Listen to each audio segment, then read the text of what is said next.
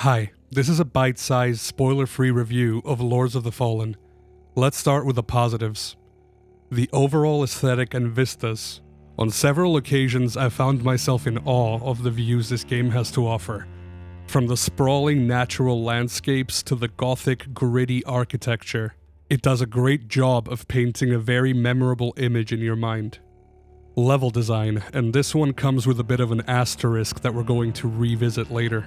The different sections and levels of this world have a way of intertwining and converging so naturally. At times, it feels like a very satisfying puzzle that you're slowly and methodically putting together. The different shortcuts you need to find and unlock, along with all the variations in Umbral, all make for very good exploration. Boss fights. There's a lot of cool and unique design here that I haven't really encountered in other Souls-like games. It's worth noting that the difficulty is easier than your average Dark Souls, Bloodborne, or Elden Ring boss.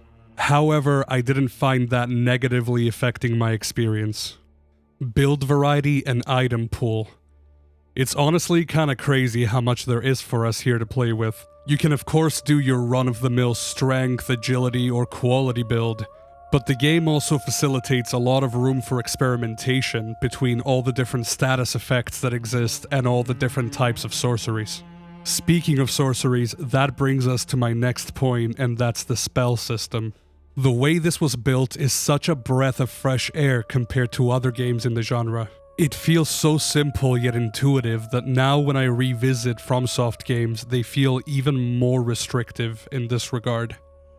Music and audio. This is kinda my jam, and I feel they did a fantastic job.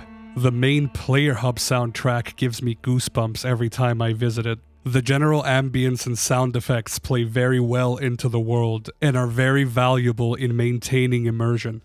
Graphics. There's really not that much to say here, as the visuals speak for themselves. This game looks stunning. Moving on to the negatives, and starting off with something that seems to plague most modern video game releases: poor optimization. Despite the stellar appearance, this game does face a lot of optimization issues. Those often come hand in hand with crashes that affect a good portion of the community. Credit where it's due, the developers have been shipping a lot of bug fixes and patches since the game's release, but it still shouldn't have shipped in the state that it did. Enemy density and variety. The world is simply infested with trash mobs around every corner that not only offer nothing in terms of positive experience, but in fact detract from it. Forgettable fodder, reused bosses as a quote-unquote normal enemy variety, you name it, it's unfortunately there. And this is where that asterisk from the level design I mentioned earlier comes into play. Despite how well crafted the environment is, it's absolutely littered with trash encounters. This has a huge negative impact on both exploration and combat in ways that I can't possibly fit into this video.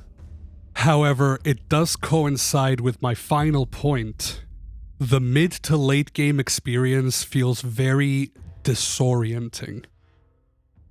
The level design is quite intricate and complex. As I mentioned earlier, it's kinda like putting a puzzle together. But due to the overinflated presence of bland enemies, I eventually found navigating the world to be a very tedious and annoying experience, to the point where I would just start skipping everything I came across.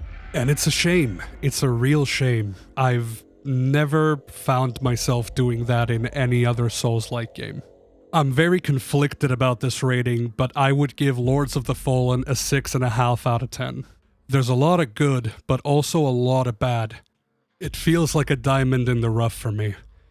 If you're an avid Souls fan, then definitely give this a shot, but if you're more of a casual player or new to this genre, I would wait for a discount.